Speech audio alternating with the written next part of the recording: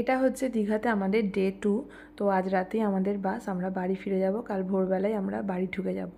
তো এসেছিলাম মোহনাতে এই যে সানরাইজ দেখবো বলে। তো সানরাইজ হয়ে গেছে, একটু লেট হয়ে গেছে আমাদের, কিন্তু এই যে দৃশ্যটা আর এই যে হাওয়াটা, এই যে কী অপূর্ব, মানে এটা চোখে না দেখলে কাউকে এক্সপ্লেন করা সম্ভব নয়।